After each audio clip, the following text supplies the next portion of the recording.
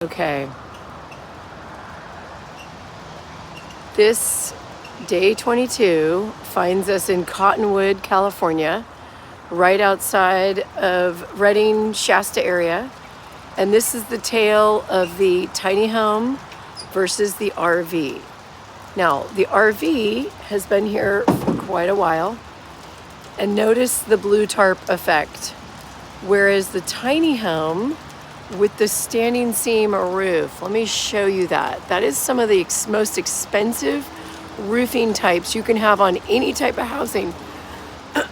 Excuse me, still getting over a cough. So with the type of siding, with the metal roof, we were able to sit under a beautiful skylight. This home features 3 skylights. There's the tip of one of them. Notice, if you had a skylight in this home, you would not be looking through it. Because if you see here, this is what holds together an RV. All that stuff, right? The seams and the seals and everything. Whereas when you see a regular house frame, right? That's regular framing. This one needs some more love. This is my big pitch for this is metal siding. Metal siding does not need anything but like cleaning. Doesn't need maintenance like wood. Now, for the people that love their cedar, I get it. It's gorgeous. You can go for it, but you will have some maintenance. But the nice part is that roofing material. This is exactly why we've got cities and counties that are approving movable tiny homes or tiny homes on wheels because of these factors. I'll run them down for you. Dual pane windows. Regular like home siding, they call it. Oh my God, I'm blanking on the name. The roof pitch, right? It's a required 112. This roof pitch is a little bit more shallow than this roof pitch at the end. You can see that sticks there because there's the loft going up into the loft scenario, whereas this roof pitch is more. I don't have the words this morning. This roof pitch is barely none. Right? It's just flat. So it creates more challenges. So the other factors are no radius windows. Notice the radius there. This is the square there. Those are just a few of the things that are being written into ordinances that cities and counties are passing to allow these homes and not these. Oh, another one, no mechanical equipment on the roof, because there's mechanical equipment on this roof. And what that does, it starts separating. This is for temporary use.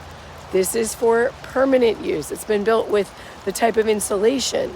Oftentimes, just requiring an R11 will require a 2x4 wall, whereas this is requiring an R, I think 3 or 2, and that's like a 2x2 aluminum structure. There's a whole purpose for these. These were meant for like camping on the weekends, but this is a reality, the tarp. And then this is what happens to the tarp eventually, because the tarp is not made for, the sun, the rain, the exposure, whereas this type of siding, especially metal, really good, especially in California or areas that are prone for fire. Metal is great because if an ember falls on this, it's not going anywhere, right? Yes, this is metal too, right? But there's a whole lot of differences between an RV and a tiny home. The only similarity is the wheels, right? I always say this is an RV from the wheels down and a tiny home from the wheels up. Okay, I am getting absolutely wet. I had to take this video because so many people ask the question of why not an RV? There's a lot of reasons. Here's another couple. So it's like, was that just a fluke? There's a tarp. There's a tarp back there. There's a tarp over there. Tarp. Whiter tarp. Looks a little better. And that looks newer than that one. Okay? So it happens. Right now we have a cab over camper, a Lance camper, with a giant tarp on it because it's winter time and we didn't get to sealing it. It's like a project you just don't want to do, ever. right? But you have to do it. With a tiny home, 50-year life, right?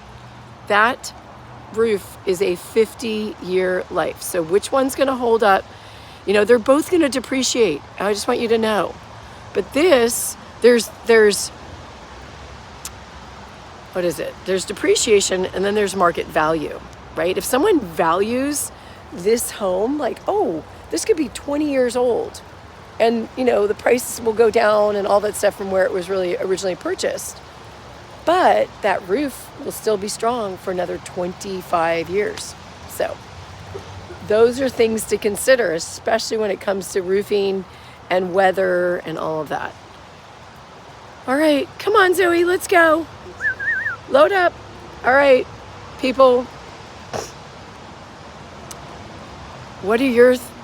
I'm going to jump in on you guys for a second. What is your thoughts about RV versus tiny home?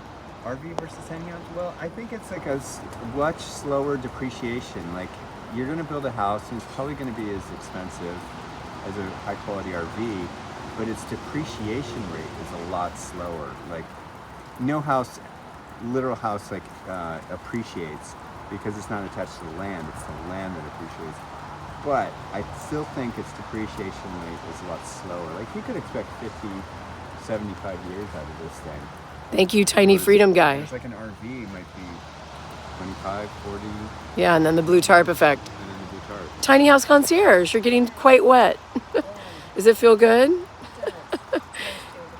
What is your thoughts on RV versus tiny home? I think they're both imperative pieces of a housing system. I think there's a time and a place for different utensils. I don't think anyone should ever be roof shamed. I also think, however, that tiny homes and RVs are different things, and that we need to establish those differences in order to move forward with the tiny home movement, because if we don't know what we're talking about, we can't make laws about it. We can't make improve upon building practices if we don't have it defined. So RVs are typically built for, they're intended for more temporary living, and tiny homes are built for long-term living. So not that people don't live in RVs, but yes, we need to really understand that tiny homes are built differently. Okay, my favorite part about what she just said was roof shame. I want everyone to know I do not have any judgment around how people live. It's just the challenges that incur when you're living in something that is not been built for the environment or the long duration that you intend it to. So, great. Thank you. All right, and now we're off to Roseburg to meet up with the queen of tiny home festivals, Renee Sievers, with Tiny Fest. That'll be another part of this video. Bye, everyone.